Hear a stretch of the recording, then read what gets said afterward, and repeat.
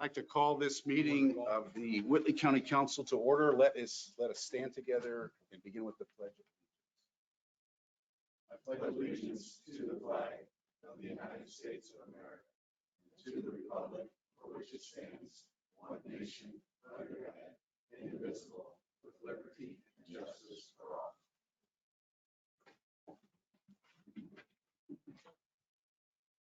With the council's permission, I would like to move Judge Rentschler's appropriation to the top. I know he has a very busy schedule. Seeing no objection, Your Honor. Thank you, I appreciate that very much. I'm here today for a request for an additional appropriation of $10,000 for our public defender fund. This is the fund that we use to supplement our ordinary public defender contract when we have conflicts. When you asked us last budget year, Judge Fall and I, to make some cuts, we decided to cut in this particular fund, hoping it would be a low year for conflict public defender needs. Turns out it's an average year, maybe a little higher than average year, and we're going to need the additional funds. I think Judge Paul was here earlier this year to request his $10,000, and I was caught up with my court as well, and I'm here to request $10,000 additional appropriation. I'm happy to answer questions. My only question is, has your staff searched your other funds that are already budgeted to see if they're excesses? I'm sure they have, yes. If we could be transferring funds without an appearance here before you all, we would have done it. Make a motion, we approve the request. I'll second. I have a motion and a second. Any further discussion? All in favor of the motion, please raise your right hand and let it show it as unanimous. Thank you so much. Thank you, Thank Your you. Honor. The adoption of the Whitley County Solid Waste Budget is resolution number 2022-18. Do we have anyone here to speak to this? Seeing no one, I would entertain a motion to approve the solid waste budget as presented. I'll make a motion, we approve the budget. We have a motion and a second. Any further discussion? All in favor of the motion, please raise your right hand. And it is unanimous.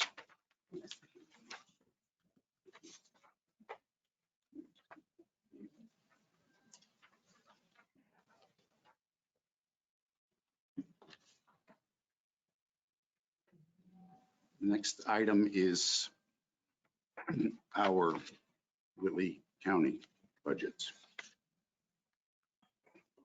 And you received the budget summary. This is it a resolution or an ordinance? An ordinance. This is ordinance number 2022-19. There are a couple of issues that we should clarify before we vote on this. One being setting what the rate would be for salary increases based on cost of living. We are budgeted up to 5%, but Tiffany indicates that the finances would not successfully sustain 5% potentially. We've talked about 1% and 3%.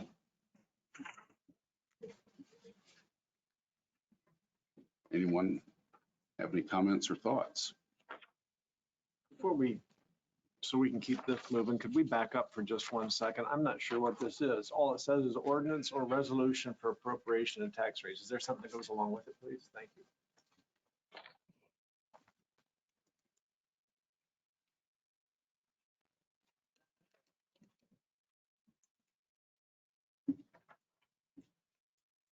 We did receive word from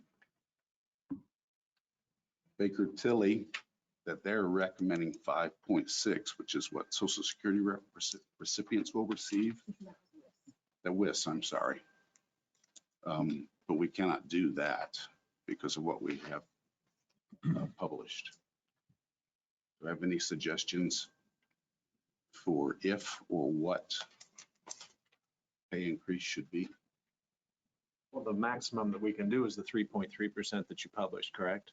We published We 5. published We 5. did? Mhm. Okay. But it's already been established, we can't sustain the 5. So the 5's out. With the cost of everything now, we need to do something. We're not, I agree with Tiffany, we can't do the 5 or the 4. I'd be willing to probably do 2. Just where I'm at, I'm not sure we can go any more than that. We'll do a little something anyway, instead of 0. That's my feeling.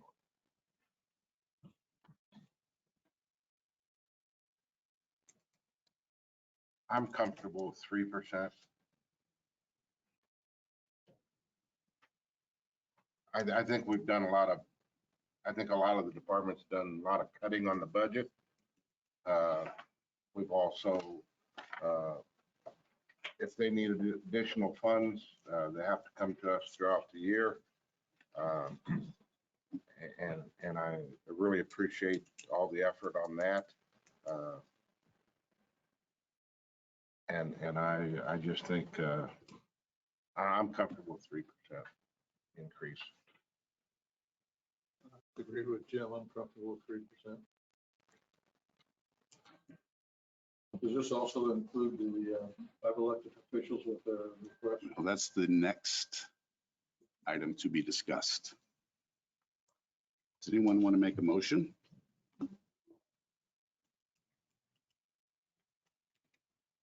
I'll make a motion for a 3% across the board raise for all county employees. With the exception of council. My motion would be that council would receive no additional compensation over this year's rates. I'll second that motion.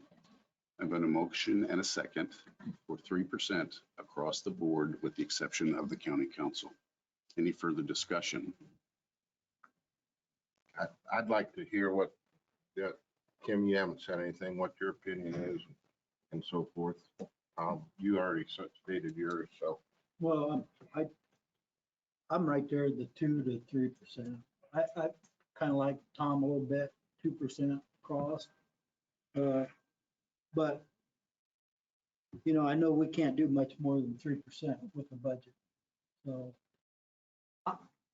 I'm fine either way. Well, my thoughts are we've really pounded on the department heads this year and they've really come through for us. We really appreciate all your work for that. I'm comfortable with a 2 to 3% also. I would lean more towards 2.5, but I could go for the 3. We can't ask any more from them. I don't see where anyone else could cut.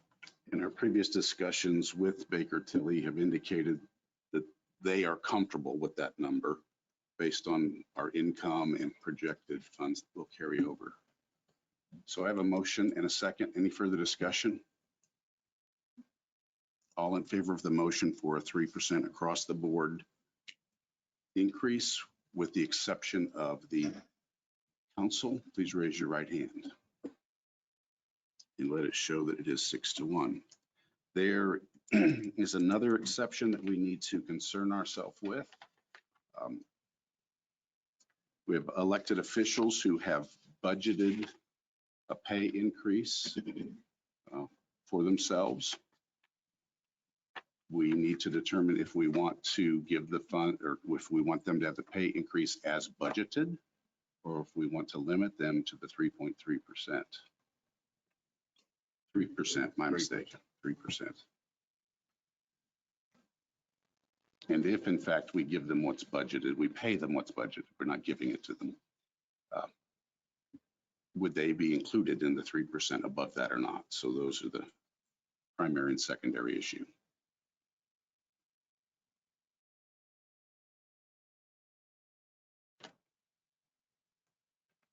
Being on the personnel committee, following WIS, which was brought in 2019, and it was agreed that that's the program we were going to follow. I went back to 2019 to find out what was going on, and I went through every single year, every increase that was given, the percentages of payments for the elected officials, and it's all still high end. So I would have to say we go with the 3%. That's going by the program. You can't pick and choose is how I'm looking at it. I just can't because we're following the WIS program and everything. And I brought all the figures, but since 2019, they've all been at the high end comparable to other counties for this position. And that's how we have to look at it. That's how I have to go being on that committee. You have to follow that program. I'm in disagreement with it. I think they should reserve the amount that they've requested. Comparing their positions to positions that are not elected officials, they are lower than they are within our county on it. And I'm in favor of giving them the requested amount.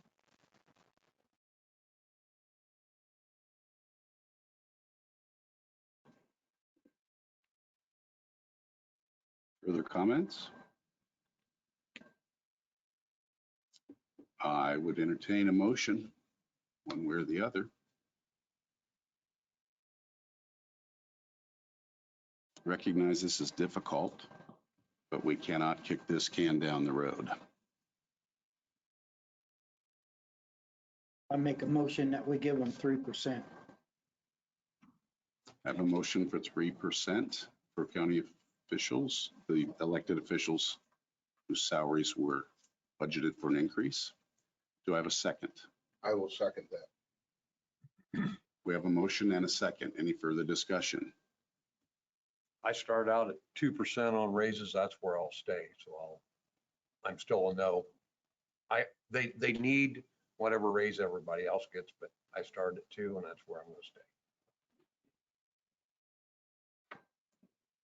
Hearing no further discussion, I will call for a vote on the motion. All in favor of the motion at 3%, raise your right hand. And those opposed, same. And let it show that it passes 4-3. It will remain 3% with no additionals.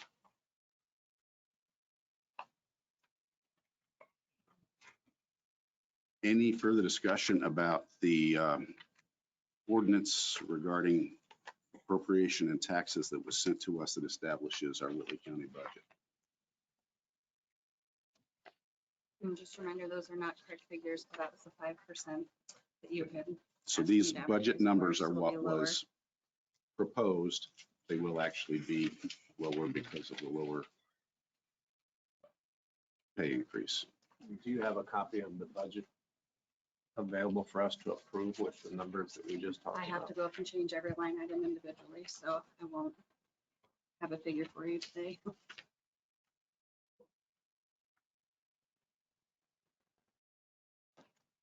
So I could have had it ready if I knew last meeting, but we can pass the budget today without signing it, and then we'll no, all that have has come to in be and sign it. signed. And I spoke to Baker Tilly and DLGF, and it's fine to sign higher, but spend lower.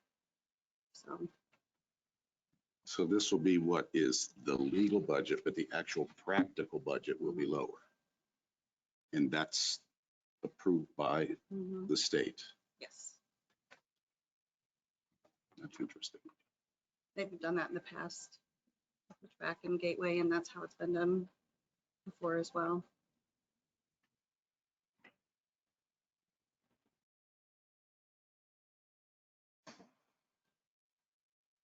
I don't know that I'm comfortable doing that. We've had issues come up with, nothing to do with you, but we have issues come up with documents before that have been not the same as what we signed and agreed to when they ended up coming out. And I think we need to sign what it's going to be and not a higher amount. Because if we're putting our signature to it, it could end up coming through that way. If I would have known a percentage, I could have gave you numbers today, but I didn't. So, I mean, I would have to get in contact with DLGF. That has to be submitted and signed today. I mean, I can go up and have Tamala enter line by line and you all can come back in. Do the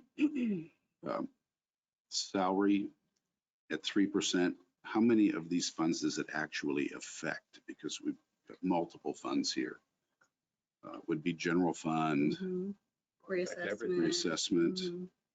They're all over the place. It's all of them.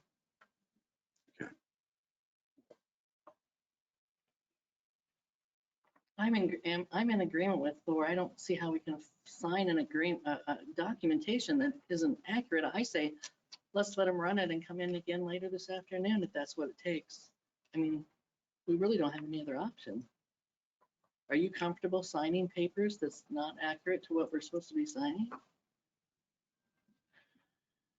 Well, the question comes in, if we don't vote on it until Then later, it has to be a public meeting. Well, we've already said to the state that we are adopting today. If it's not adopted today, it automatically reverts back to this year's budget. That's what happens if it's not turned in today. And I can, Are we Do my allowed best. are we allowed to have another meeting later today to sign the documentation? Haven't it? Yeah, no, Unless we're gonna have to you, wait. unless you can, table, you know, We can sign it, or we can approve the budget and sign it later today. It doesn't have to happen in the public meeting, the signing. The signing doesn't, but we can approve the budget with the caveat that the new numbers will be received later today for signature. And you're comfortable with that, Thor? Yeah, I would be comfortable with that.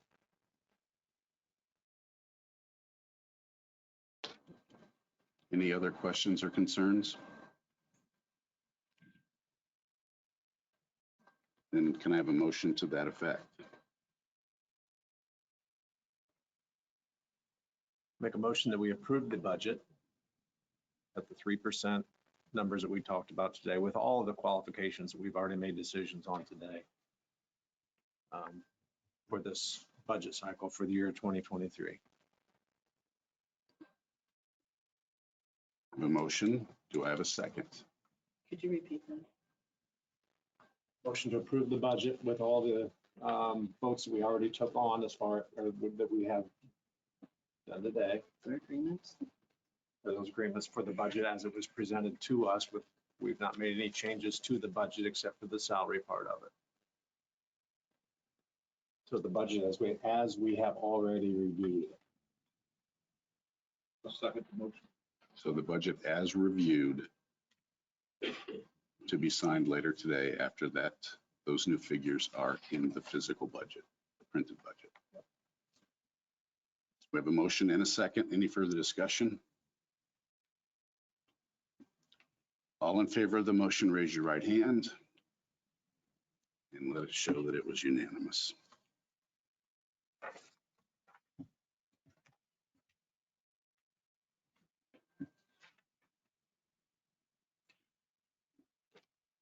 Engineering additional appropriation request. I can speak on that. That is for the split position that we were waiting on approval at the last meeting for the drain project assistant. You guys had approved it, so this is just appropriating the funds to be able to pay him out of the engineer budget as they didn't have that at the beginning of the year. That's the $8,789.40. Any questions on this? Make a motion to approve it, please. A motion to approve the additional appropriation request for engineering. Second. We have a motion and a second. Any further discussion? Yes, sir. so my understanding is we've hired an engineer. That's right, yeah. So how, Katy, I believe's here, how does this change any with that hiring?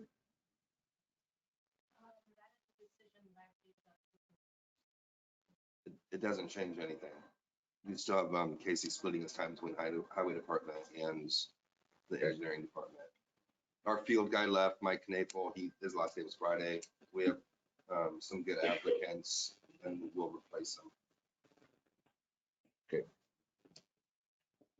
Any further discussion? All in favor of the motion to approve this?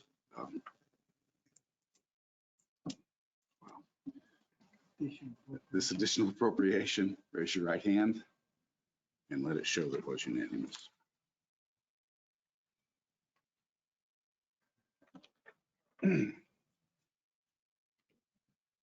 That's Wrong one.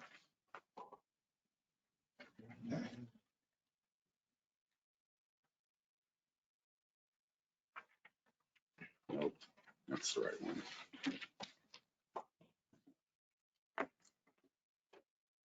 Jen Shinabery.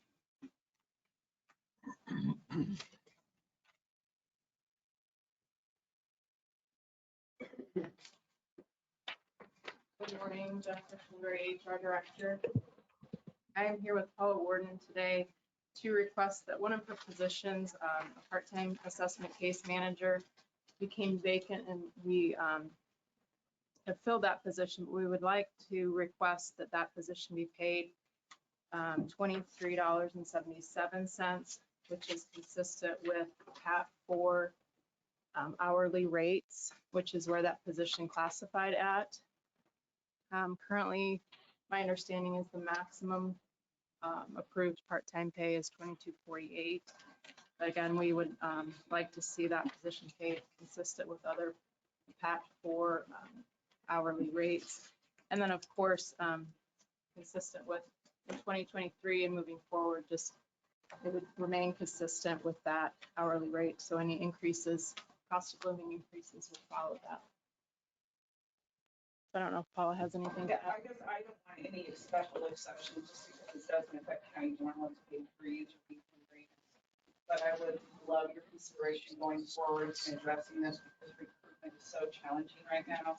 I would say we're probably in a crisis mode throughout the state of recruiting individuals to work in detention facilities and corrections facilities. And I know your budgets are tight and I you're dealing with a lot, but we have to have people to run our programs.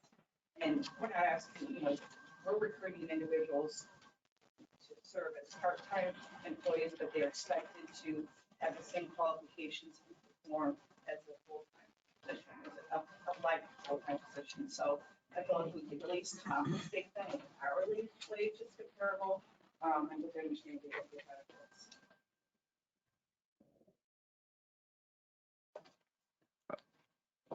We're dealing with a specific request now, but that may lead us to the necessity of changing our part-time rate in the near future. And even potentially the way we consider what part-time hourly rate should be. Right. I mean, I would like to see part-time positions on the salary ordinance in addition to, but even if they're not, I would like to see them paid according to where they're classified so that it's very objective. It's my opinion.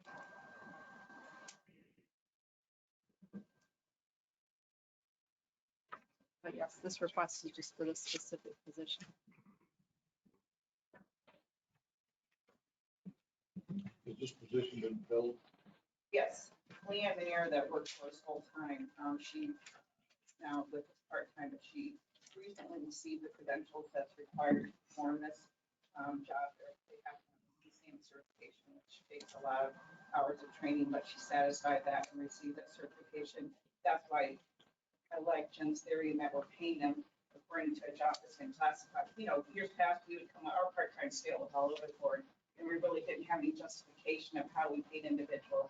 So to have it near the classification system, if you can't approve this today, I'm not going to be frustrated but going forward, we have to have a system in place to recruit qualified part-time people.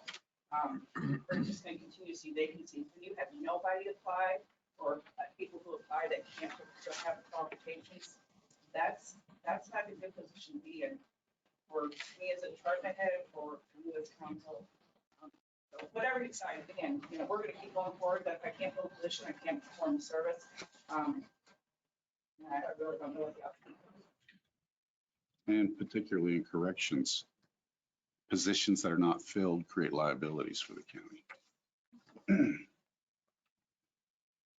Do I have further discussion or a motion?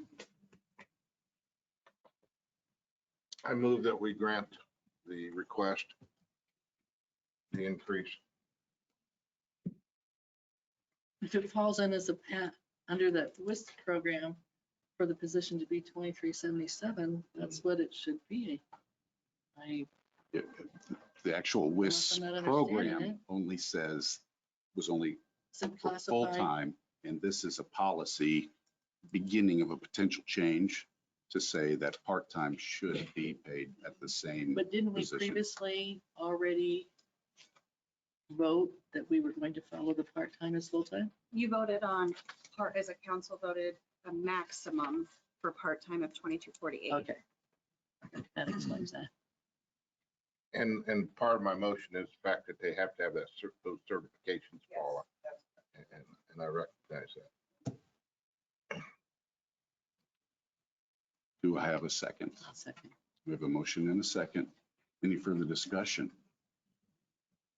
Seeing none, all in favor of the motion, please raise your right hand and let it show that it is unanimous. Jen, Paul, before you go, I understand from looking at the information that you gave us that you have a long-term part-time employee that is above that scale. Yeah, so that's where we even have it, the classifications, he's been there. I think he was there before that programming fell under community corrections, but he's never received any type of increase. It's been the flat $25, but when you change, but when council changed the process for part-time, it just froze is what he's basically. Okay. All right. There was a couple, I think there was a couple positions in your department that was frozen, wasn't there? But I think he may be the only one. Actually, there was a full-time, that first hour was froze for about 3 years. Now she's to where it needs to be, so she's eligible for increases. Thank you very much. South Whitley Library Board reappointment. Would anyone like to speak to this? We have received a letter of recommendation for a reappointment of David Warner for a third term. Vicky highly recommends and desires that he continue to be able to serve. I have a motion and a second. I abstain because I'm related to him. So. All right, all in favor of the motion, raise your right hand and let it show it is 6-0 with one abstention. Oh, did you second that? I did. Katy Fry, Highway Department Building.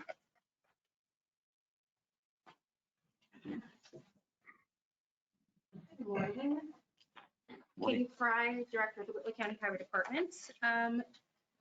I sent a document to you all. You're all aware of the conditions that we came into with the Highway Department when we had the drainage project done in the front of the building. We discovered that there was insulation that was previously in our building that was chewed away by some sort of an animal that had been in the walls at some point. And then we do have some deficiencies with our windows as well. So we had requested to ask the council to pay for additionally to have the front of the building, the face of that removed so we can have insulation installed, have those windows replaced, and then have steel put back on the face of the building. So the quotes that you have in front of you are for all of that labor and materials in general. There are a couple different prices here. The bids vary, with the most expensive being quite a bit difference between the least expensive, but I know that with two of them, which come from Hilti and Gruder Construction, that there was cause for concern with whether or not the availability of, I think, certain items, specifically the windows. We're really hoping to have this completed before winter. Obviously, it's getting a little bit cooler now anyways, but we really would like to have insulation back in our building. One day last year, I think we were in my office at least in the 50s or 60 degrees when it was really cold. So we would like to have that done. But Block 51, and they assured me that they bid with all materials available. So I don't know if that will impact your decision. I know it is not the most, it's not the lowest financial decision, obviously here with it being the middle. But that was the only one that I was assured by the actual construction agent that there would be all pieces available upon bidding the project. What does that mean exactly? I'm not following it. What's all pieces available? So as far as the availability of steel windows, just because I guess that the construction industry, well, I know that the construction industry is pretty volatile as far as the availability of certain items. So there was cause for concern that they would be on back order, that the windows would be on back order, or that they wouldn't be available. So even if they were awarded the project, that we may end up waiting for a period of time before those products become available. And the steel has to come off first, and then the windows have to go in, and then the insulation, and then, or insulation, excuse me, and then the steel. So the order of things, the windows have to be available before the whole project starts. So I am just concerned that there may be a delay if we're waiting for the windows. Well, We asked her about the windows. To my understanding, Mark had communication with Hilti and Mark Sturtevant, I'm sorry, had communication with both Hilti and Gruder, and they both kind of had the same concerns. I believe that there may be an issue with ordering the windows. And Mark, if you want to, I don't know if they had specific concerns as far as the availability from where they get their windows from.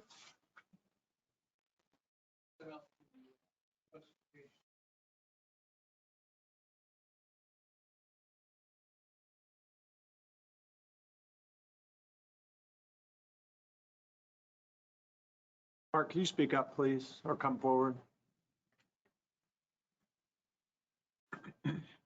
When we sent out the specifications for bidding the job, we did specify that the windows would be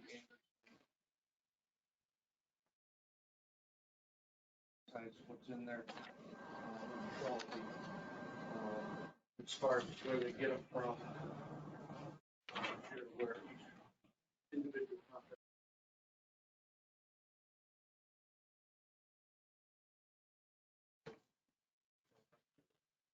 Again, windows are typically have a long lead time. However, these are just standard size windows. That may not be well. Up against here, time-wise, is the spray foam insulation. 50 degrees. Spray foam. Get there on some afternoons coming up here, but we are.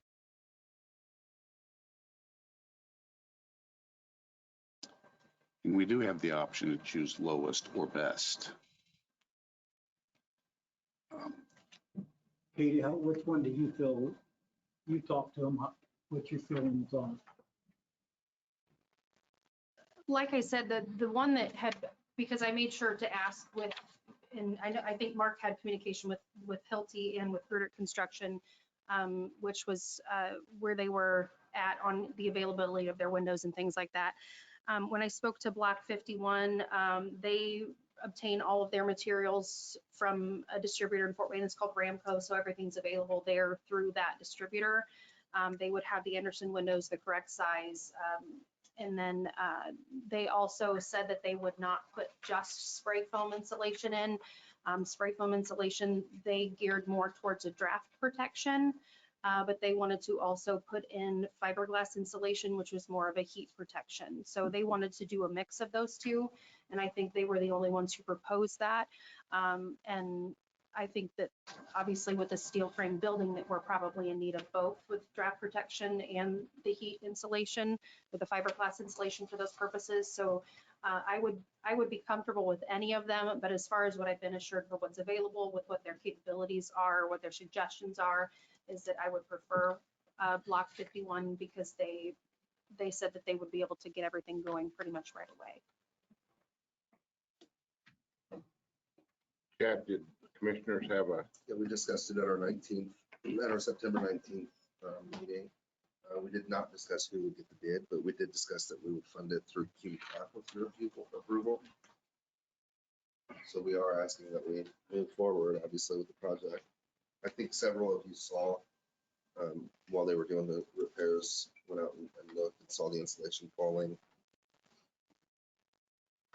Well, I make a motion that we approve Block 51 for $19,300 for the highway garage building. second it? And we have a motion and a second. That'd be paid out of QCAP. That'd be paid out of CUME cap, and that's acceptable.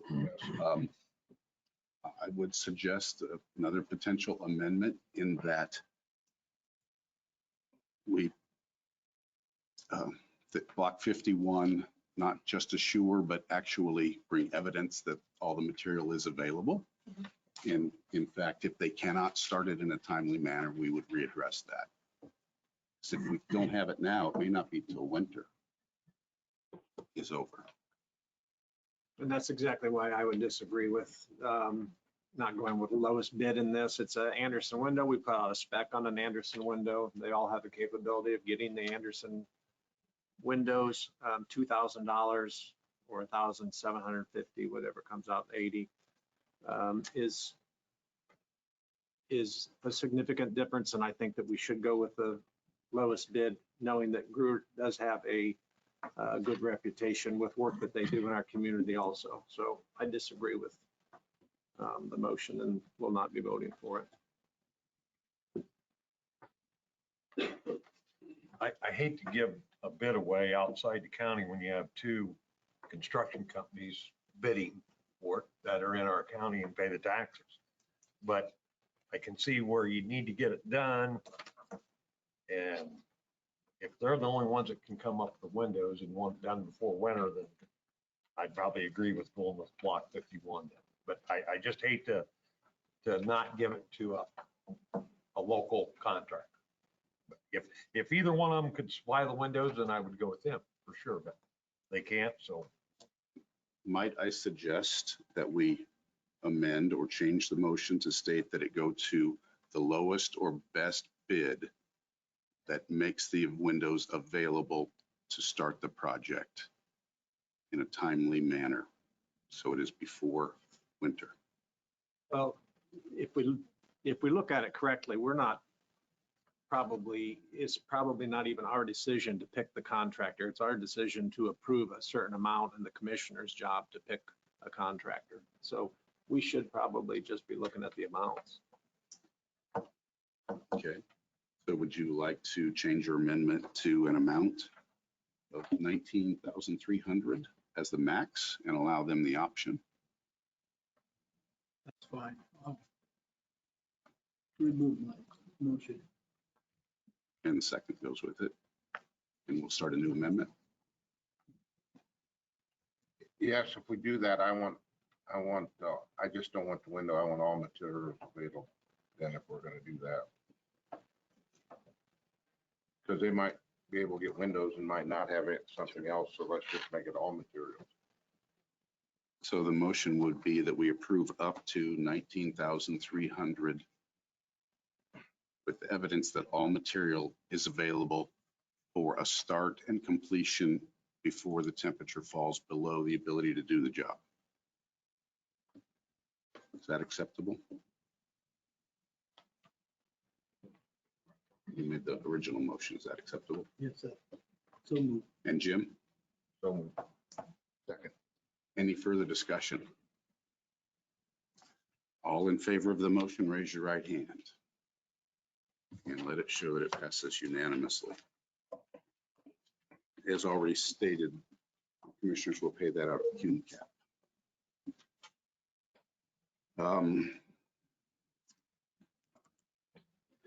Talk to us about the upcoming AID project.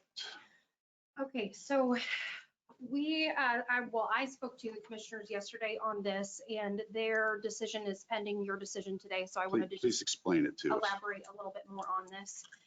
What I am proposing is that we have an engineering assessment done for the 10 miles of Lincoln Way West between the Columbia City limits and the Kosciuszko County limits.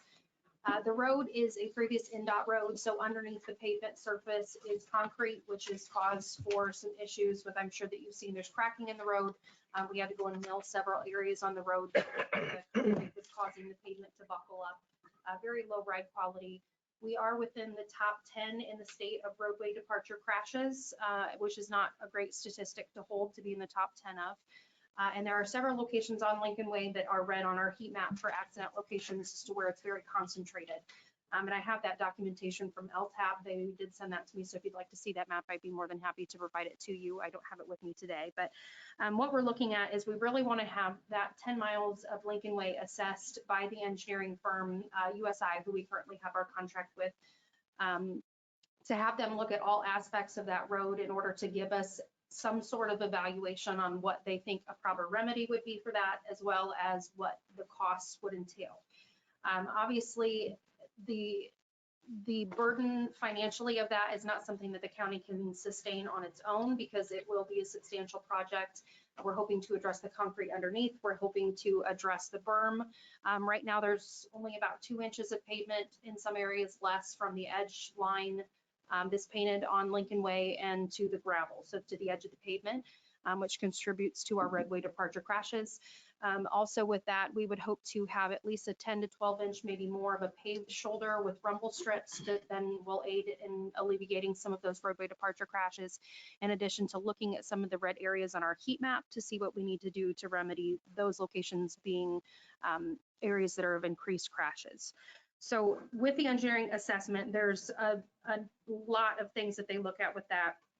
But they would give us the project description, the purpose of the project. They would give us the financial options that we have available, the different remedies, but they also take a look at the environmental impact. They take a look at the right of way, the utilities that may be in there. They look at the design criteria, photos. There's really a very long list of things. So the engineering assessment really gives us the ability to have grounds to ask for a local match if we are able to move forward with federal funding. So if we move forward with federal funding, we would receive 80% funding for the project from the federal government, and then the 20% local match would then be the counties. Whether or not that falls all on the highway, if we're able to sustain that in our own budget, we absolutely will. If it's something that we need to ask for the investment of the council and or commissioners for that, then we would come to that at a later date. But I'm not able to provide you with a number what local match would be until after the engineering assessment is completed. And where would the assessment be paid for? Right now, we have that budgeted. It's in a current line item that we did not utilize this year. It's for calcium chloride that is utilized for gravel road conversions. Unfortunately, with the cost and of everything else that entails, we did not do any gravel road conversions this year. So I would be asking that the council consider approving a transfer of those funds from that line item for calcium chloride then to our contracted services, where we will be able to fully fund the engineering assessment. And the dollar for that, I believe, is at $44,000 that would be completed. It would be completed prior to when the application window for the federal aid project then closes at the end of November. So if we were able to have that completed and approved prior to your next meeting, I would have that number for consideration for the local match. But the call ends at the end of November, I believe is what USI has told me. They would assist with the application if we move forward with that. And that would be no additional cost to the county. But the project itself, we would be looking at addressing in smaller chunks, but the entire 10-mile assessment would be done. So if we chose to do 3 to 5 miles for the federal aid project first, then 10 years down the road, we could use that same engineering assessment then to do additional mileage on Lincoln Way to improve that. So today you're coming asking for approval conceptually because we would ultimately need a formal transfer of funds. Yes. And I don't have the actual document to present to you today because this was kind of pending it in all intents and purposes, kind of pending the commissioner's decision yesterday, and their decision yesterday is going to be based on your decision today on whether or not you feel it's appropriate that if I bring the actual documentation to transfer those funds at the next meeting, that you would be able to sign that. And I can tell you what we're looking for is just some level of commitment. We don't want to wrap up money in these studies and move forward with the federal grant application if we don't have some sort of level of commitment from council that they'll fund the road project at 20%, assuming that the federal grant is awarded.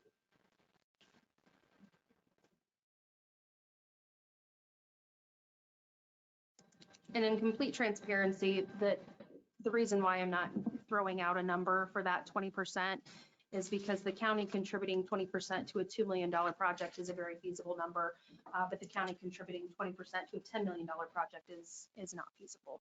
So that's the purpose of the engineering assessment, is they will give us an idea as to what that project entails, as to what a more concrete number would look like for the improvements that need made. They would let us know at what part of the road would make the most sense to start at and what that repair looks like or the rehabilitation looks like, and then be able to come to you and say definitively, this is in the realm of what our 20% contribution would be. Traveling that road regularly, I do recognize there are hot spots. I also, it's very clear that our road is in better condition than Kosciuszko County's portion of that road. And they are doing some improvements as well. But we have no idea what should be done without a study. Are you going to be coming back and asking to replace those conversion funds though? No, we don't have any, for the same reasons that we didn't do any conversions this year, we will not be doing any conversions next year. And I actually, in my budget that I submitted for next year, did not include that in the line item. So that does not exist for us next year. So I wanted to move the funding that we have appropriated to calcium chloride for this year, transfer that to the contracted services to be able to utilize that. And then we will not have that funding. It's not included in the 2023 budget for the highway department.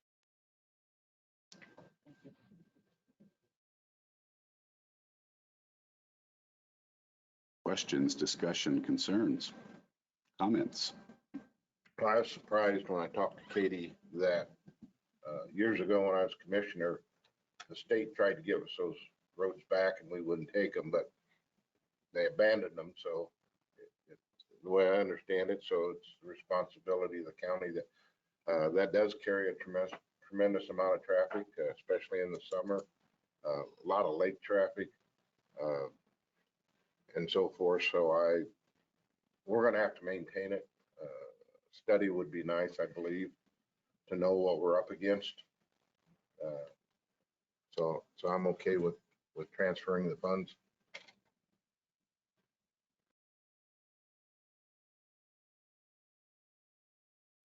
Motion? Yes, that's a motion. I'll second. We're looking for a straw vote, aren't we? Essentially, yeah. Yeah. Is that acceptable to you? I'm in favor. All in favor, raise your right hand. Katy and commissioners, move forward in that process and we will anticipate transfer next month.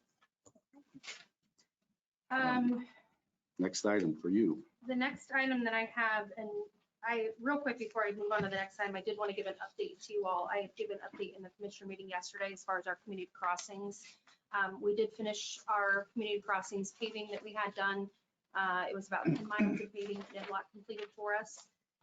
We initially had estimated the project to be around $1,075,410, and we came in under at $1,067,990.48. So we were under by a little over $7,400 for that project as a whole. So I just wanted to pass that along to you all. The last thing that we do have on the agenda today, and I believe that Jennifer Shinabery had sent you all some reclassification information in regards to the foreman salary. When we had the salary for the mechanic, when we sent that to WIS upon the request of the committee, the personnel committee, they brought that back as the reclassification to be on the same level as our foreman. But the consideration that they would like us to keep in mind is that the foreman and the mechanic, the head mechanic being on the same scale, that because the mechanic reports to the foreman, that there would be consideration that the foreman be paid at a higher rate. So Jen had put together some numbers for you all to consider based on what the WIS classifications were as far as the increase, if you feel that it is suitable to implement. So the option would be to either add an additional dollar amount based upon what the actual salary is presented that the council deems suitable, or I believe Jen ran some numbers as far as what the LTC1 base is and the LTC1 external high is and the median between that. And that number is presented for you as well. So whatever the council feels is most appropriate just asking in consideration from one reporting to the other for some sort of a difference in compensation there.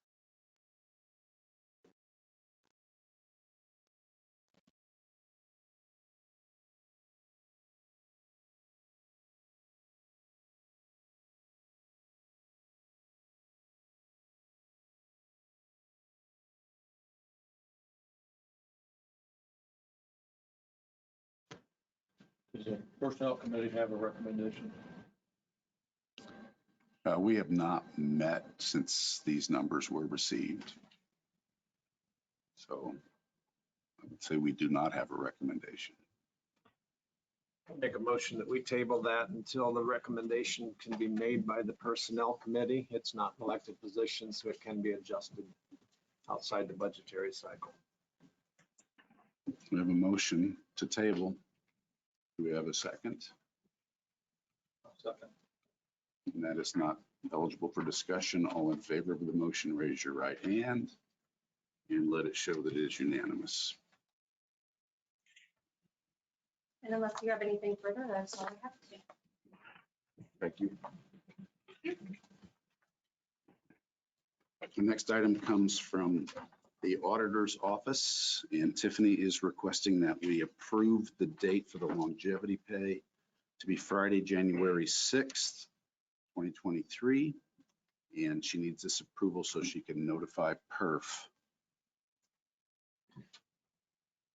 Any question? Do we have a motion? Do we have a second? I'll second. We have a motion and a second. Any further discussion or any questions? We're moving this to where we usually did it, is that right or not? No, We're no longer paying it in November. It's now after the first of the year. And this is something that every year is presented. We have to send a perf with your Okay. guys' approval for a date. We moved that last year. I know we've had the discussion before, and I don't know if it was with you, but remind me, why don't we pay people their longevity on their anniversary date instead of once a year? I'm assuming because you'd have 200 different dates that need to be paid out, and that would be a whole lot for one person to try to keep track of.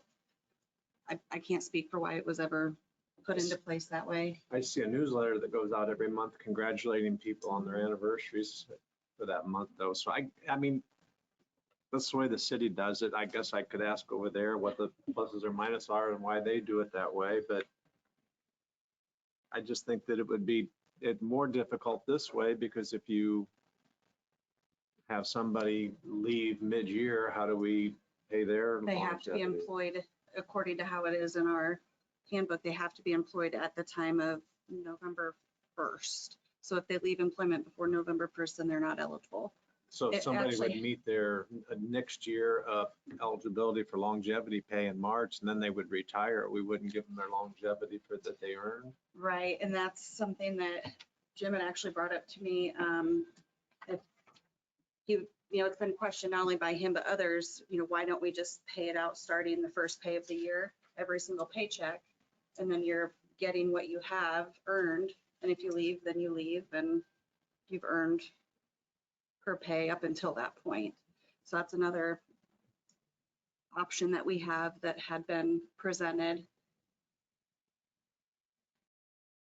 I can tell you the history because I was commissioner when we started longevity. And we thought that, it was a reward for the employee and for us to honor them for their longevity with us, their employment record with us and so forth. And we did put a stipulation on that they had to be employed at a certain date. I had thought it was October. But anyway, toward the end of the year, and then they would get their longevity and that. When we went to, after the first year, not paying them in November, part of my concern, I think the council's concern, was that our employees are used to getting in November. It's a great bump for Christmas, but we want to make them aware that if we switched it, and it was less work then for the auditor's office, because if we paid it early, and then with the new raises, you'd have to figure twice if I'm correct. So that's why we moved it to January. But the simple way would be in their biweekly pay.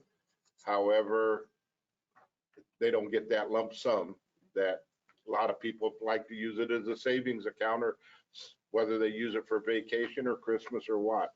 So that's a little bit of the history of it, but we started it years ago, and we just thought great reward, but they have to work most of the year to get it. May I suggest that this is a discussion for the council after the first of the year? Because we can't change horses in the middle. This is what we told the employees we would be doing this year. And we need to honor that. Yeah, at least we plant the seed. We can discuss it after the first of the year. And now there'll be opportunity for employees to give their opinions to the auditor as well in that discussion. Do I have a motion to approve the January 6, 2023 for the payout date? We have a motion and a Oh, second. that's right. We have a motion and a second. Any further discussion? All in favor of the motion, raise your right hand. And oppose, the same sign, and let it show us 6-1.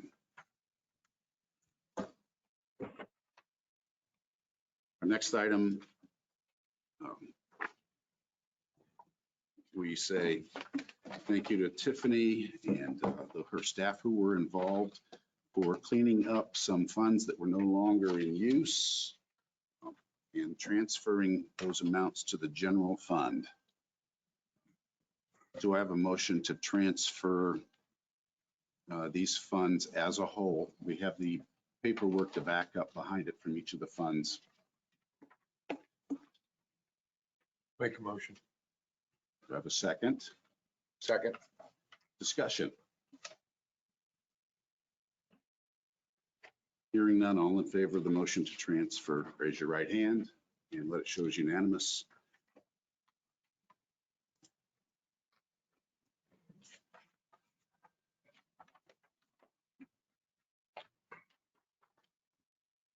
Commissioners' health insurance.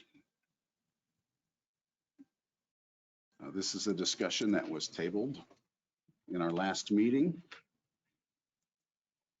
Before we begin, do you have any comments? Well, I would just remind council that this was something that was initiated during a conversation at a budget hearing, where it was recommended that commissioners look at, or that council was considering health insurance for commissioners. Commissioners are already eligible for dental and vision, and we are also eligible for PERF.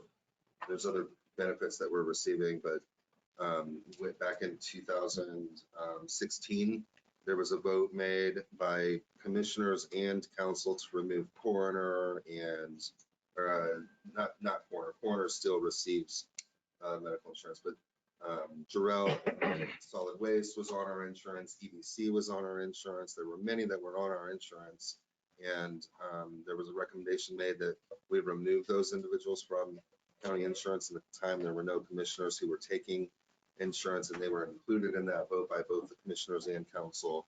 So recently, the commissioners voted to add the commissioners back to eligibility.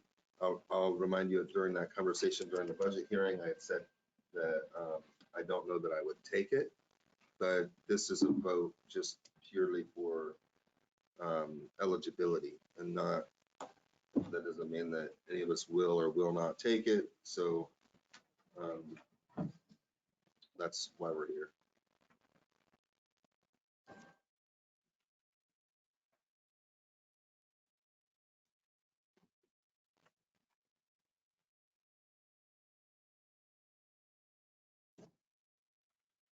We can begin the discussion with a motion to include or exclude the commissioners. If someone would like to make that.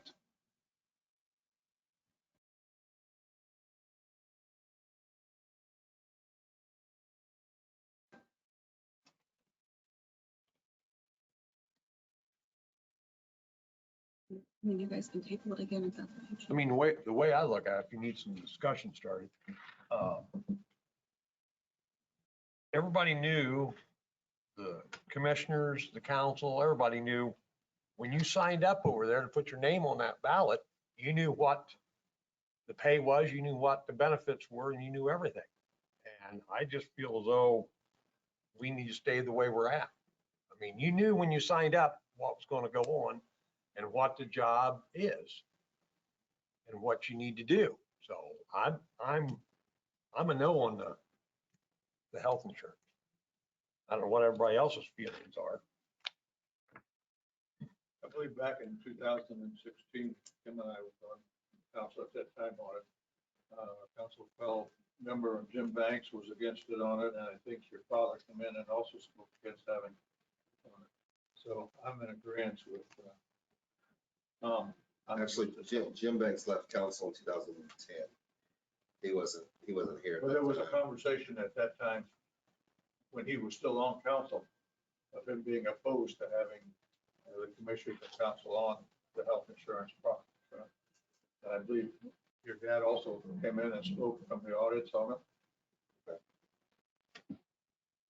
I think it's a difficult position for the commissioners to be in to ask for healthcare insurance or to ask for a raise. And I appreciate what you said about knowing what it was when you went into it. But I think that we are striving, and we've gotten to a level of professionalism with commissioners and being younger. And in order to attract and retain and keep good people in those positions, I think it's necessary to look at perks like that for our commissioners.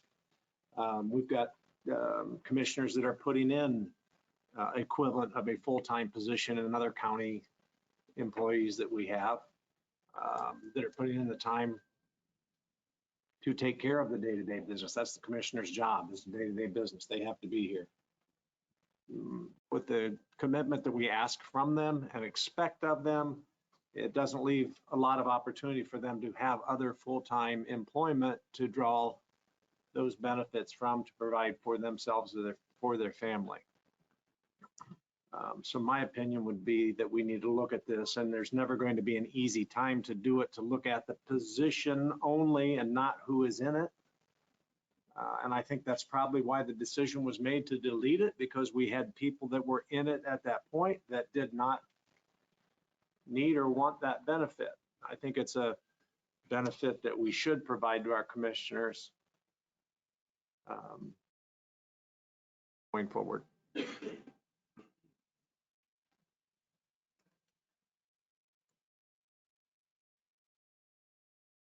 I would speak in agreement with Thor.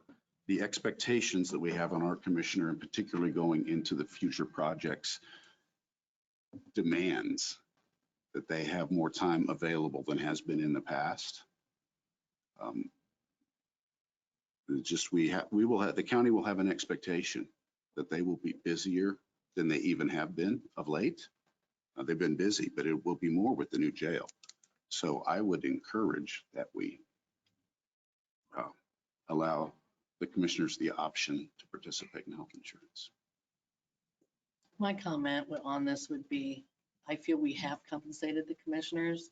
When you look at comparables to surrounding counties compared to us, they are way above what the other commissioners are being paid. And there again, being on the personnel committee, if we're following our program, we can't pick and choose. So I would be a no, because their pay scale is way above comparable counties. I would just say, we're not talking about pay, we're talking about benefits. So I don't know if you Right. considered It would be a contacting package. other counties and finding out. I don't know. Again, this was just initiated by council, so we followed through. But maybe contact other counties and ask them. No, that's my comment though. Because I do know that, like, for example, Fort Wayne City Council pays about $20,000 a year. It's very demanding, and they recognize that those councilmen can't sustain a full-time job elsewhere and still fulfill their demands, so they offer them insurance. So, maybe something that we could do is we could contact other counties, other municipalities, and ask, how do you handle that? Joan, I think that's to my point a little bit too, is that we are seeing and expect full-time hours out of our commissioners. I don't know that other counties with their wages expect that or that they work those hours. Has anybody spoken to any other county? I would like Jen to speak to that. Is that information in the fact book? Does it include benefits at the back of the book? That would be an easy way to understand it. I'm not 100% sure, but if I may, I do want to just go on record and say that I'm 100% in support of it. Just looking at it as a bigger picture and not, like Thor said, not who is in the position currently necessarily, but just moving forward, just in general, who should receive benefits and who shouldn't. I'm personally, as HR director, 100% in support of it.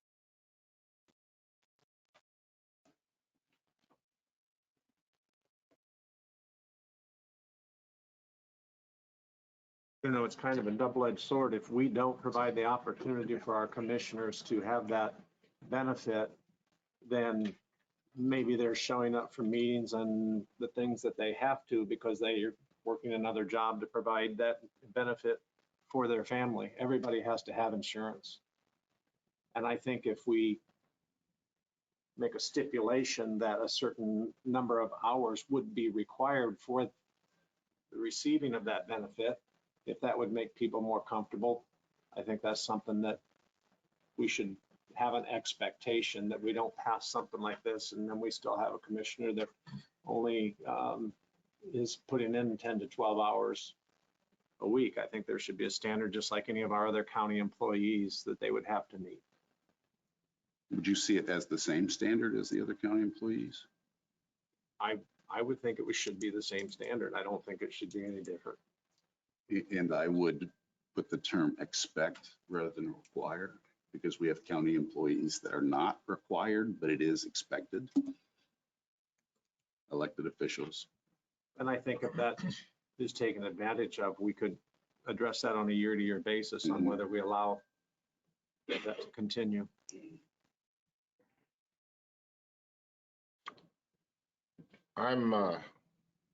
This year, I'm not in favor of approving it.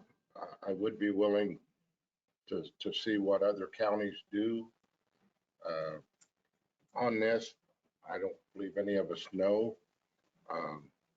But for this year, I'm against giving them insurance. So would it be your desire to table it to the next meeting, or would you make a motion? Next year, look at it for next, for the budget for 24. Question, Tiffany, what's the amount of hours you have to put in order to For receive? Jen or to? Well, I don't matter either one. I mean, we have all of our other full-time employees are 37.5, but to be eligible to receive insurance is 30. Chad, do you feel like commissioners put in 30 hours? Oftentimes, I do believe we do, but there are times that we don't. So, I don't know in a matter of consistency whether or not we're all putting in 30 hours a week. And as I know moving forward, I'm gonna be honest, I'm gonna be realistic. I have to go work somewhere else. I'm not producing enough money here. So, I have an orientation tomorrow, and I'm gonna start spending less time here and more time somewhere else because of, the increase in fuel prices and the inflation rate of over 8% and the gas or the groceries doubling in price. I can't stay here and put as many hours in as I currently am. I can't afford to. I have to go somewhere else and make money. But is giving you insurance going to change that, or you're going to go forward? Is it going to change your mind? I don't know. Can't answer that. Because insurance doesn't pay for the increases in fuel and food. I agree. I know that. But I also can't, it's not a full-time position. So I can't sustain a full-time position. I can't do it. So, and to Tom's point, I knew that coming into this, and I had no regrets, and I had a plan coming into this, but I couldn't have projected the increase in the grocery store and at the gas pump, but nobody else could either. Nope. Do we have any other commissioners that would like to address this? I know it's difficult to talk about your own personal benefit situation.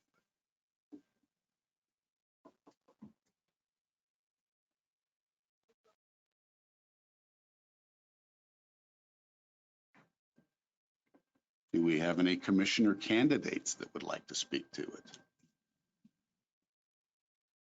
Or any member of the public? Well, let's ask the candidate, is this, if you were, I'm not sure we can do that because it's not certain he will be elected. Yes. I'll speak. My name's Sarah Hayes, and I'm not necessarily a candidate, but as somebody who has a business and also is now working part-time, I'm relying on my spouse for my medical insurance. And I find it interesting that you're already providing dental and vision, but not medical insurance to our commissioners. I feel like the work that they do is extremely important, and you all have said that as well.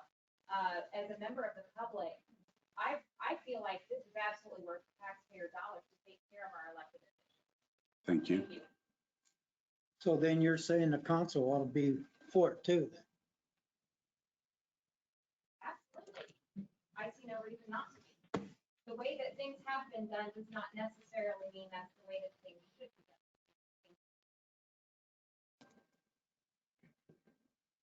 Medical, the county don't pay for that, they pay for their own. Did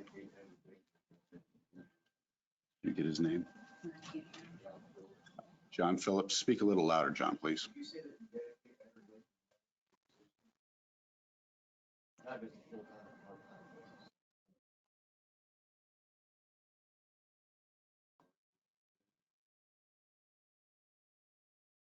I would say that would be, we must treat that as a hypothetical question. Thank you, John.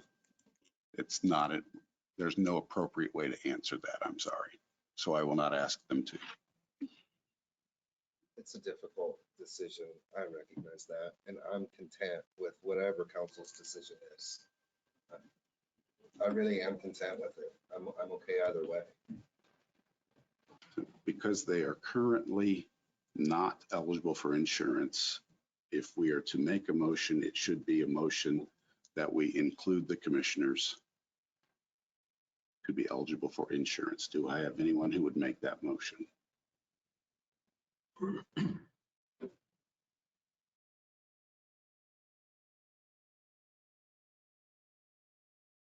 There is no motion going forward.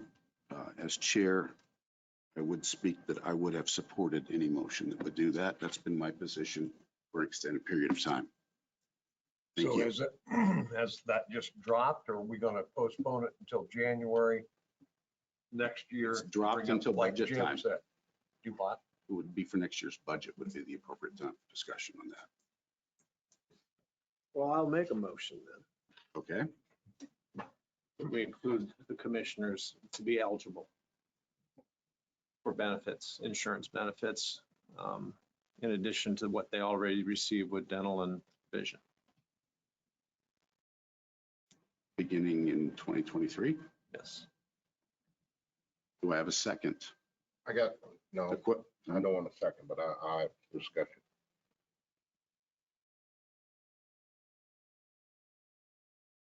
No, the chair is not eligible to second. Actually, the chair can second. Can second? To promote further To discussion. promote further, thank you. I would second the motion. Is there further discussion?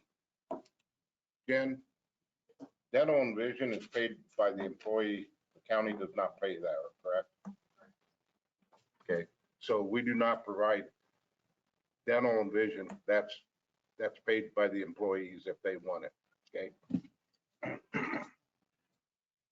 have a motion and a second. Any further discussion? All in favor of the motion, raise your right hand, and oppose the same sign. And let it show the motion was defeated. 5-2. Thank you. And thank you for your assistance. Before we go to Personnel Committee, we have the ARPA.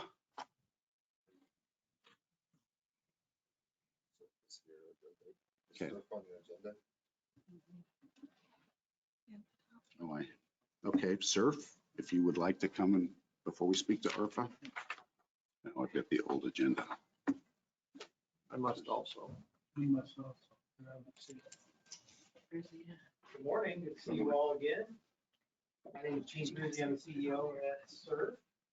And when I presented last month or the month before I don't remember which, I promised you that we would reach out and find other grant opportunities to complement the efforts that we would like to make, the investment we would like to make here in the county. And so if you could go to this, we identified a program from the National Telecommunications Information Administration, the NTIA, called the Middle Mile Grant Program. It's funding between $0 and $100 million projects.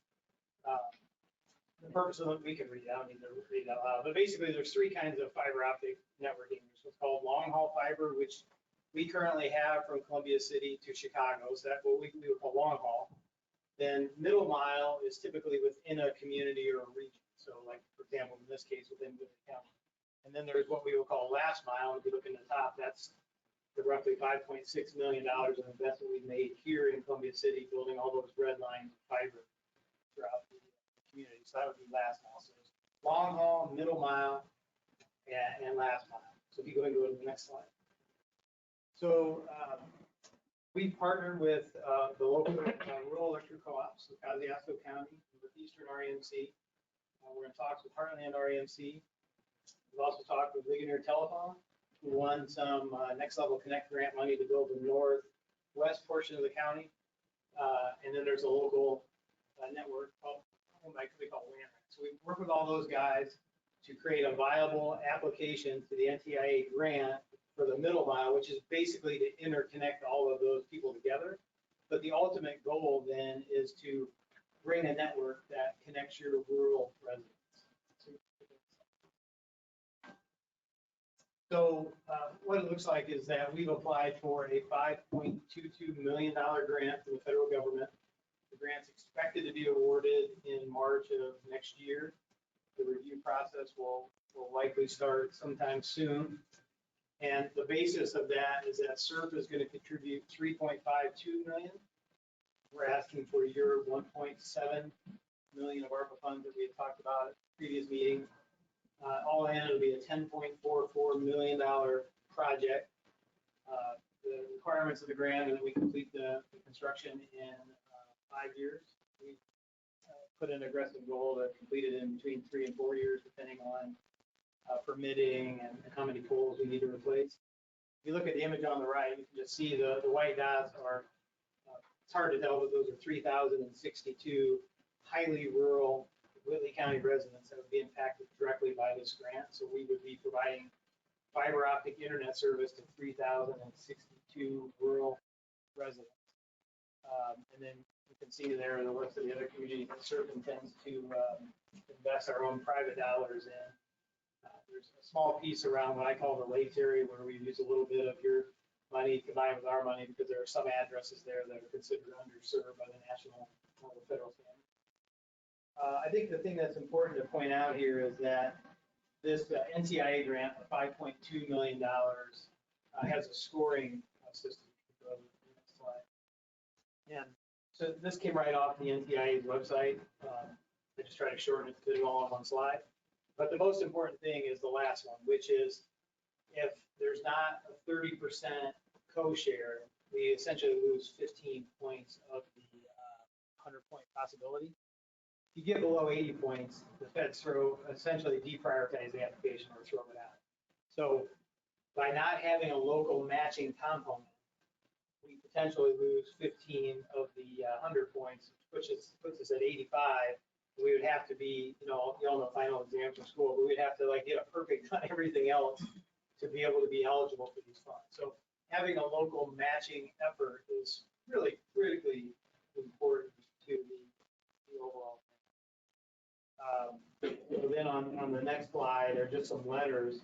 I think I'll point out the one in the middle. That letter's from Governor Holcomb directly supporting this project.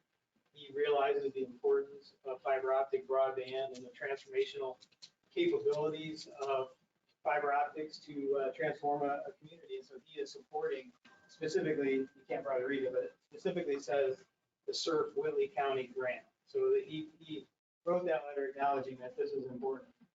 On top of that, we have letters from Linktel, Planerac, Northeastern REMC, and Kosciuszko County REMC also supporting this project because they all realize how important it is for our region.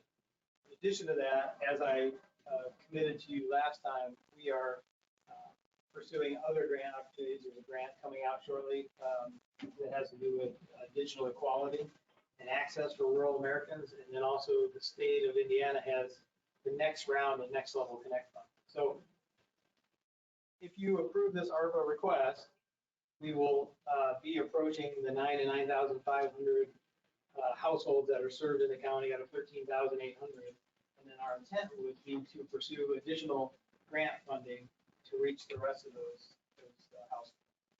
So we have a little bit of time. I understand you have some concerns about the legality of the ordinance that the commissioners passed yesterday. But I just wanted to come give you the presentation, let you know that we really are trying to be a partner and transform your community and make a difference. And we're putting our money where our mouth is. We've taken our investment from 850,000 to 3.5 million. That's our own money, private dollars. So I'd entertain any questions. Could you go back about 4 slides, please? Yeah, right there. So you're saying you're not going to reach everybody now? Correct. And is this ones you're not going to reach on the initial start or done by 2026? Down here and over here? Yeah, so the white dots are the ones that are funded by the grant. There's 3,062 of them piled on top of each other. The other colored dots are the ones that we're funding with our own dollars, or as you know, a local provider, a provider called, well, you would know them as CenturyLink, but they were bought by Lumen and then bought again by Brightspeed. They have announced that they're going to build fiber in Larwell and South Whitley. So we may or may not proceed with that. Like we want to use our dollars judiciously and wisely. To answer your question directly, though, there's a blue line there on the western edge of the county along 09. 5. Yep, 5. So that's owned by Northeastern REMC, and we have an agreement with them to use their fiber to serve the residents. There's not enough density there. We just couldn't make it. We couldn't do it all with the grant money we had. So we will apply for the Next Level Connect grant to continue to push out to those other. And you know about what year that would be? It's supposed to be this fall. Okay. Although we won grant money from that program in the spring, we don't yet have a contract to start. So the state's timeline is different than a private business time. And the areas outside of those blue lines are going to be serviced by other companies? Other companies, or so they're either already serviced by other companies. So there's some federal eligibility guidelines in terms of being 25 megabits download and 3 megabits upload. I should have probably had a chart that showed you what areas of the county are considered covered, because if they're considered covered, we can't apply for funds. So some parts of that might be considered covered. The parts that aren't and weren't financially feasible under this grant, we will apply for either the BEAD funding or the Next Level Connect funding or whatever else comes out, and continue to be a partner and try to get the whole county done. What are the plans for the Cherubusco Blue Lake area? So one of the requirements of the middle mile grant is to use the network to interconnect communities. So we would use the middle mile grant to build fiber from Northeastern REMC's fiber backbone to Cherubusco and Blue Lake, and then we would use our own funds to build Cherubusco. Because those are already served by a competitor that has more than the minimum speed standards, so we can't use federal money or your ARPA money. We have to use our own. Really slicing and dicing up on an address by address basis to determine who's eligible for grant money and who's not.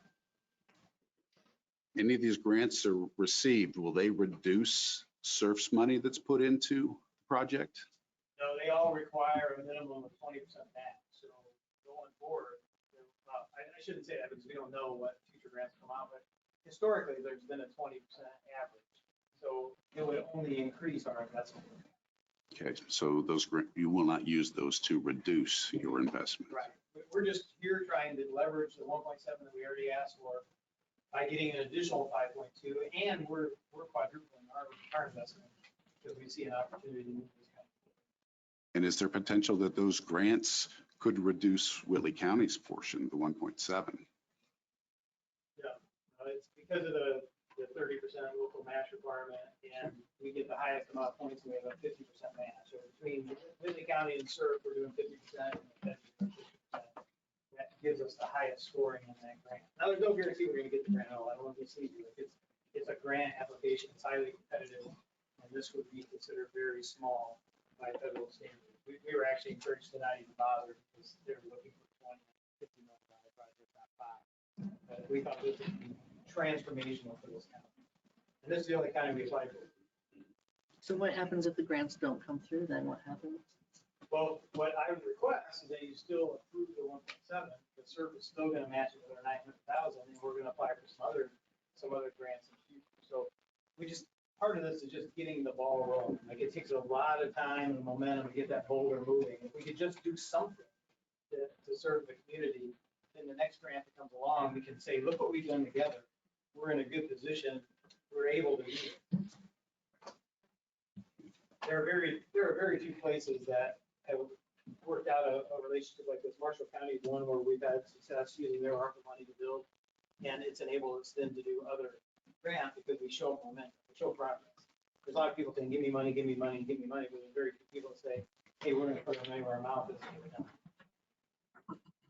Thank you for your work and continuing to pursue grants. Anything else you would like us to be aware of? Thank you, and I'm sorry that I missed you on the earlier in the agenda. Anything else I missed?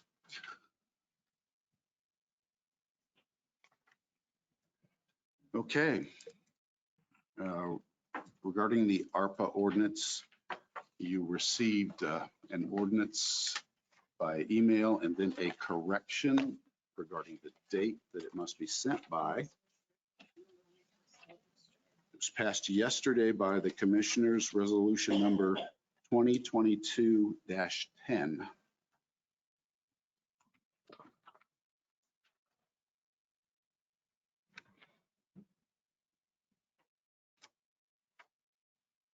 Do I have a motion or any discussion regarding the adoption of this resolution?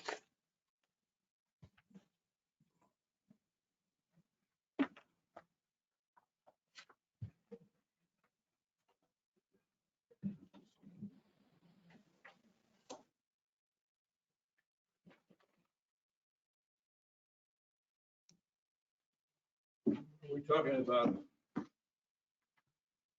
any projects or just one? We're not actually talking about any projects at this point. We're approving the ordinance and the outline.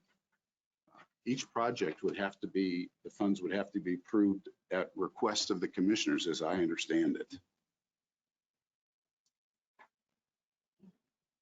Well, I agree, but the language, I feel if passed would be allocating the funds. I mean, it's our plan, similar to CETA plan. So I feel that if approved, you'd be approving the allocation of the funds as proposed in the plan. But you still bring it in front of us for the appropriation, you get the money. Ideally, yes. I mean, I'm not in favor of ideally. I would like it clarified in the ordinance.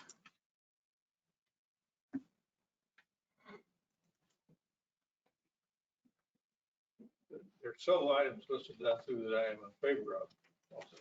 But there's also one item in it where it talks about the water sewer project, that's phase 2, south of Cherubusco. And I will have to abstain on that portion of it because it will directly affect me or sale of my home.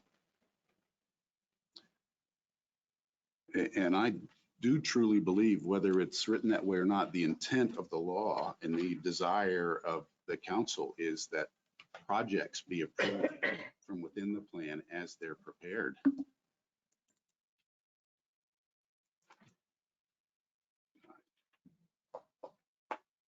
That may not be the majority opinion on the council. Anybody else needs to see this copy? I mean, you all have it. That's what this is. I can't support it as a whole. We're 100% sure we're doing everything we need to for the federal government to be in line to get this money and spend it the correct way, right? Like, I mean, There has the been, 227, that's not a big deal, but the 1.7, we don't have to do anything special or more bids or anything? Or I would say that there are differences of agreement on that, and I would encourage us to get further legal opinion on whether or not companies can be named, what has to be, specifically what must be bid, what does not need to be bid. So in general, I support the ordinance, but I think there are questions to be answered still. I don't want to hold up the internet, the county. I don't want to do that. I just want to make sure as a council member, everything is done correctly the way it needs to be done. So the government federal cannot come back on us and say, no, that is not the proper way to do it. I just want to make sure that's where we're at. And I would not want us to delay this till February, but it is correct that March is your next deadline? The approval will be in March, so probably be a review process that starts in November or December. So I think we have a little bit of time to sort out the legalities and the technicalities of the agreement, but you want to be pretty diligent. We don't want to get to a point where the feds are reviewing it and we're so wishy-washy. Yeah, I don't want to, I want to go that far, but I just want to make sure we're exactly where we need to be on the money that we're allocating now. Yes, Cupfield. I did work with our attorney, Matt Shipman. He went over it and looked at all of the legalities. Then I also sent it over to Baker Tilly, who is our financial advisor, and they indicated that it was fine. But obviously, we'll have to amend it as we go until we get the dollar amounts down to the penny.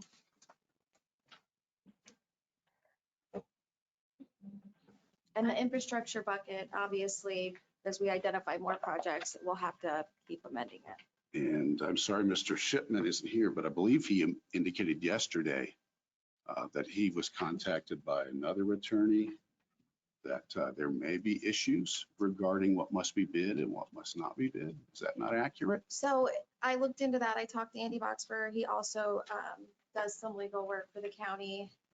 CERF is the applicant for this grant. We are not. So no, we wouldn't have anything to do with that. If we were applying for a grant as a county, then yes, we would have to follow the federal bid process, but they are applying for the grants on behalf of our county to receive the benefits. I'm not talking about the grant. I'm talking about the money from the government. I want to make sure we're right, not the grant, right?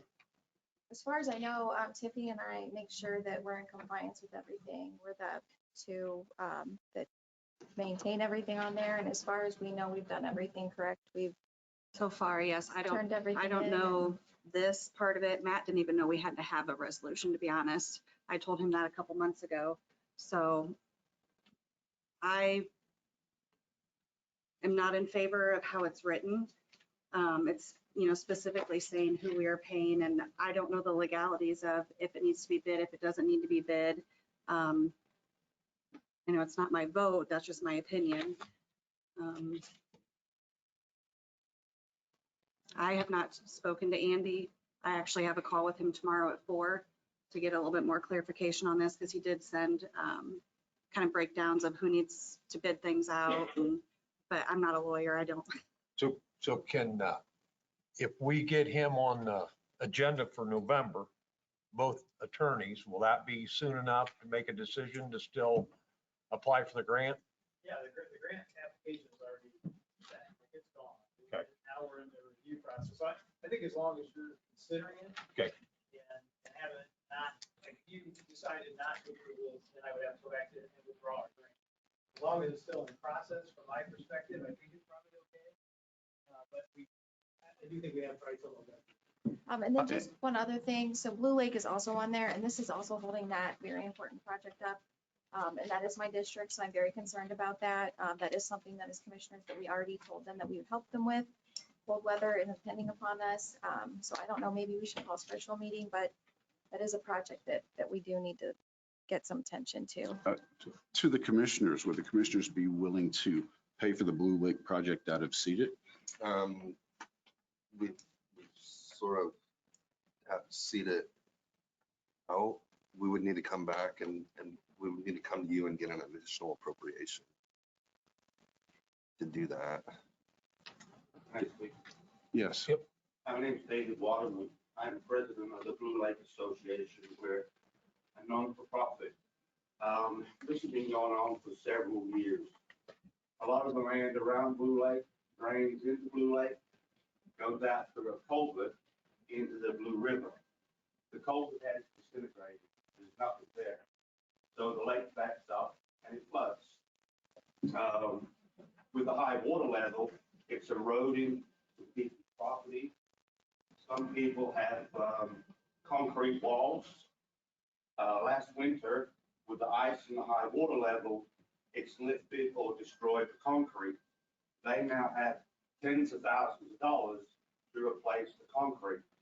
We know that it's going to have a lot more rain and everything later this year. It's imperative that we get something done this year. We submitted a quote, and earlier this year, the prices increased to approximately $5,000. The residents of the lake are willing to pay that additional $5,000 just to get this completed on a timely basis. I believe the contractor that quoted could actually start in November. So I would like your consideration on this project, please. So who owns the culvert? Is it the county culvert or who? Well, obviously we talked with the commissioners, the DNR, the drainage board.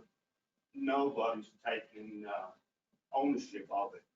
I guess it was put in 40 years ago or whatever. It wasn't put in with approval of the DNR, so they said, well, we don't have approval, so it's not ours. But we've gone through and we've done all the permitting process. We've had it surveyed, all at our costs. We just need to fix. I have no desire to delay any projects, but my concern is that if we pass an ordinance that has legal questions, someone in the county could sue and stop us from proceeding on anything until it's made its way through the courts, theoretically. Would you guys be open to a special meeting in, say, 2 weeks so we can have more time to talk with attorneys? And if you guys have any specific questions, you can email them to us 3 commissioners and get those identified. So I would don't like have the to wait a meeting whole to month. include at least a couple of council members rather than sending questions. Well, I don't think it'll be a meeting. It'll probably just be back and forth so we can get it done in 2 weeks. I'd rather, If you would like to be on the email chain, you're more I would than like to welcome. have both lawyers here sitting in front of me so I can hear what they're saying. So I understand. I don't know how the rest of you feel. Could we set it up to table this until our November meeting and request both lawyers be here at our council meetings and discuss? I can do whatever you guys prefer, yeah. What do the rest of you I mean, think? if they're available, I don't know their schedule. From what I can observe, we got 6 projects in this ordinance. I'm in favor of several of them. One of them I have to abstain and then not in favor of one. But in talking about the Blue Lake situation on there, that's something we need to move on and get that finished before the weather comes in where they can't get in and do it. So I'm not sure if the November meeting would give you enough time to do it or not. Can we break this, can we break these as issues down on separate ordinances or they all have to be tied into one? It all has to be, this is the plan. So they do all have to be one, and we will amend it as the projects change and the dollar amounts I mean, change. we have submitted the drawings and everything to the DNR. Everything has been approved. Engineering, DNR approval. But there is the land back there where it floods. It's going to get a little swampy. So to get equipment back there, it's going to be a problem. I'm with John. There's projects that I in favor of and will support that's on this resolution or this document, and there's one that I will not. And if we are, by approving this as a whole, giving the approval for everything to go forward, then I cannot support it. The state of Indiana procurement laws, Indiana Code 5-22, et cetera. And this was from Andy Boxberger, he just sent the pages earlier, says that small purchases, which the contract applies to purchases, goods, supplies, or any purchase less than $50,000, no quote or bid process is required, according to Indiana Code 522-8. So I don't know if that changes our discussion or not. What I can observe, every project that's listed in this ordinance is over the 50,000, with the exception of the Blue Lake situation. And that's at 28,730. And you said at that time, there might be an additional cost due to delay. Yes, sir.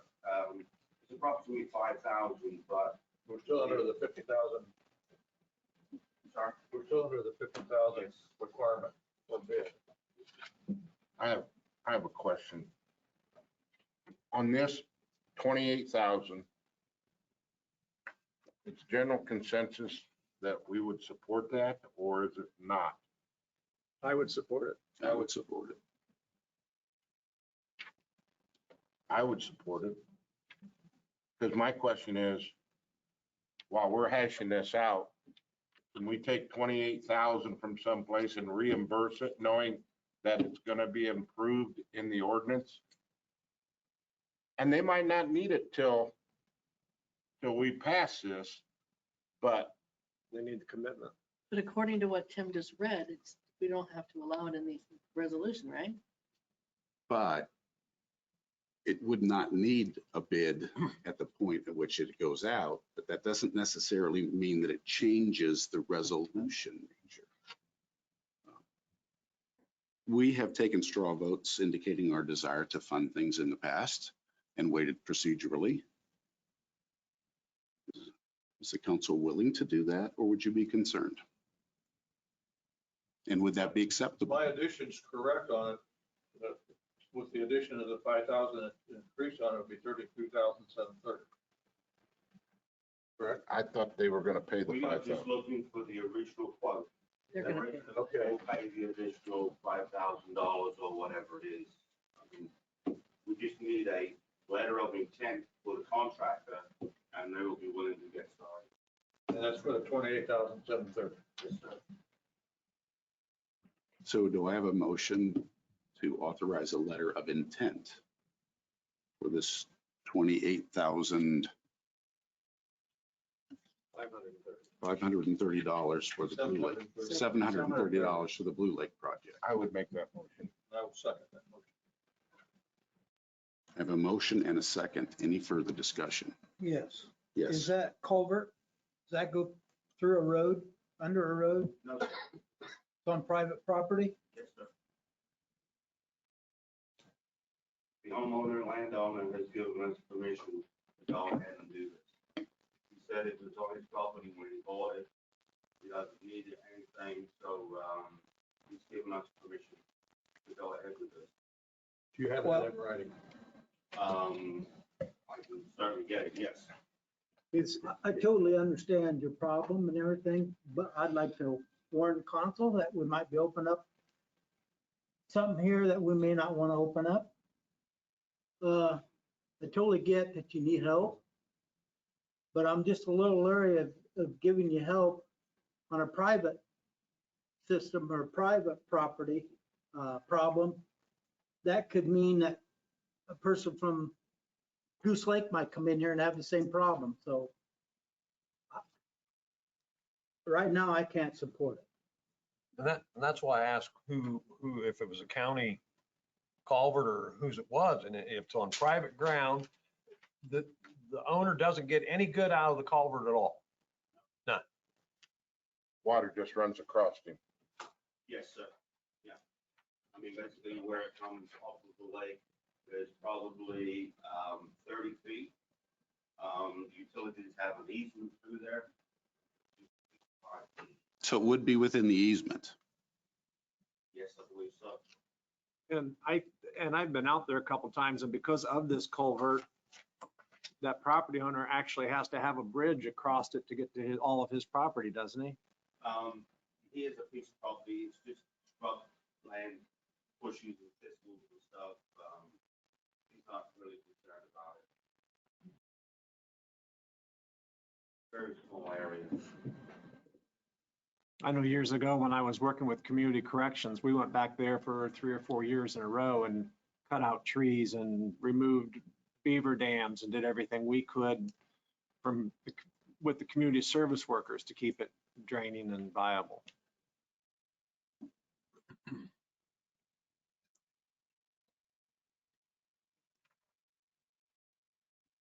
Yes. We have a motion and a second. Any further discussion on the straw vote for the letter of commitment for this project? I understand Kim's concern. I really do. I know there's been other issues up in that Blue Lake area over the years and so forth, and I understand that totally. I do believe it would be important, if it is not in the easement, that an easement be granted, just so it's clarified. If you can get that, I don't know if he's willing to do that or not. But all in favor of the motion, raise your right hand. All opposed, the same I have a sign. question though. Are we past that point? So past that point. All opposed, raise your right hand. I haven't voted. And passes 4-2 with 1 abstention. Now, back to the ARPA plan. We have discussed desiring more information from the attorneys and a plan to get that. Do I have a motion to table?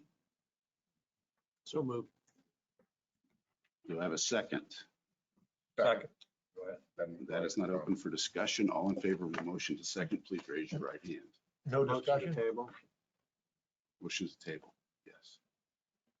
No We can discussion. discuss it, but we can't discuss the motion. Okay. Is there anyone available at 4 o'clock tomorrow to sit in with a phone call with Tiffany? To get any more information from Andy Boxberger? So is the rest of the council going to be comfortable with just doing telephone interviews, or do you want them in front of you? So we understand exactly what we need to be doing. I mean, I'm the only one that likes them in front of me. I don't know. I believe that if the attorneys have issues, it needs to be rewritten and brought to commissioners within 2 weeks so that they can vote on it, and then we can see it. And then, as necessary, at least one of them could be here to explain to us why the changes were made. A commissioner or a lawyer? A lawyer, one of the 2 lawyers. Is that acceptable? I would agree. Okay. So the meeting with the commissioners and those that are available should happen so that if there is a rewrite necessary, it can be passed by the commissioners and then brought to the council at our November meeting. Is that the desire of the council? Is that acceptable to the commissioners? Yes. Thank you. Personnel Committee, anything further? Commissioners report. I'll start with a GL update. On Friday of last week, we had our final design meeting. It was a long day, but the plans are final. So we're really excited about that. Sean Martin, I want to give credit to him. I don't think anyone from the sheriff's department is here, but Sean was here for the entire day, and I don't think he left until 6 p.m. So that was a super long day for him. It was a long day for Cammie, but I'm very grateful to them. It was a long day for some of the commissioners as well, but we got through it. And now the next step then with the final design is to release that. And it'll be, obviously that'll be what is bidded out when the bids are released. So we're excited about that. We recently did some work on the take-home vehicle policy. We're reviewing who is eligible to drive county vehicles home at the end of the day. So we're currently reviewing who and who should be eligible. I think the the mindset or the spirit or intent from commissioners is those who are starting their day and ending their day at the government center or at the courthouse or wherever really shouldn't be driving a GOV home, a government-owned vehicle home. So we're looking at that. We're going to be having conversations with those who are currently taking their vehicles home and narrowing it down. At our September 19th meeting, the commissioners approved it's the Ritter study for the dispatch center. It's a joint study with the city and county, and it's a split cost that will split 50-50 with the city. And I believe that study has already begun. We've talked about IT in the past. We're still exploring various options for our IT service. Just wanted to let you know we're still moving forward with that to cut costs, because as you know, the IT services has risen quite a bit. Last week, our museum director resigned. She had an opportunity to go work full-time somewhere and resigned her position. The board meets tomorrow afternoon to discuss how we'd like to move forward. And I just want to give you a heads up that there's most likely going to be a recommendation from the board that we combine Erin's position and Danny's position that she vacated. And we're going to ask the personnel committee to review that to make that a full-time position.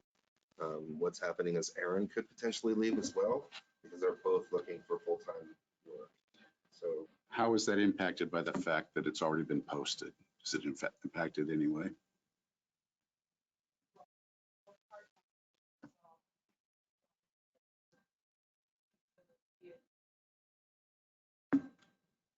No, the current position, part-time position has been posted. Resigned, so they're trying to combine two to make one. Will you still receive applications to forward to them, or? Okay. So just want to warn you that when the board meets, that's most likely the recommendation that they'll make for the personnel committee or for council. So just something to be considering. And lastly, we hired a new county engineer, and Brad is here in the audience. Brad Welcome, came Brad. from GAI, and we're really excited to have him. That's all I have. Thank you. You have received the minutes from the September 7th meeting. Do I have a motion to accept the minutes as printed? So moved. Have a motion. Do I have a second? A motion and a second. All in favor of that motion, please raise your right hand. Let it show passes unanimously. Comments from the community? From anyone here in present? I'd like to speak about Mr. report. Just as you consider the steps forward, I would like to say that as far as the bid goes, that is required as part of the procedure. Please consider that for years, there are other bigger companies that have had plenty of opportunity to step in and serve the community, and none of them have done so. I understand if it's required, we definitely want to follow proper procedure. And I'm grateful for the time that the council has allowed for the report so far and the level of detail that you all have absorbed. I would encourage you to keep moving it forward at as fast a pace as it's legally possible. Thank you. Anyone else? Commissioner, Councilman Barrett, I have nothing more. Councilperson Western, Councilperson Otterbright. Yeah, I'd just like to say at our last redevelopment meeting, and Chad's a member of that, on behalf of the commissioners, he made a request for $4 million from redevelopment for the jail project, and we are taking that under consideration, but do appreciate that, Chad, and that'll help the jail project. we did, you know, when they built the new high school, we gave $7.5 million toward that. So, trying to help out on that. Councilman Warner, I have nothing else. Councilman Hodges. What time do you want us back today? You'll send I'll us a have to message. email you or something, because I have no idea. Um, There's a lot to By change. 4, I hope to. I have nothing else. so please return by 4 o'clock, and if you get an email earlier than that, you can come earlier. Councilman Wheeler? I have a question. Last council meeting, I was appointed to work with George on the sheriff's salary. And I just want to know, that's going to have an impact on our budget. So I don't know if Andy, we've turned it over to Andy to get Okay. back with us, Boxford attorney. So what I was advised to do was to take the current sheriff's salary and add 5%, just like we did for everybody else. So But that's what was advertised for. So there will be no option to go above that amount. no, probably won't. So, but again, what I put in the computer can be different. That just means that this number won't be. That will be the only number that you're aware of that will not be accurate. Correct. Because that, Because we have, and that contract is with commissioners, the sheriff, commissioner, along with consul. I think years ago, it just used to be with the commissioners back a long time ago. Well, now we're asking that the contract is with the commissioners and the constable. So give you a little where that's going. thank you. And I have nothing else. The meeting is adjourned. Who's doing the intent letter for John. Oh, we're, I have a John. oh, I I'm mean, so Tom. confused right I keep now. calling you John. I'm so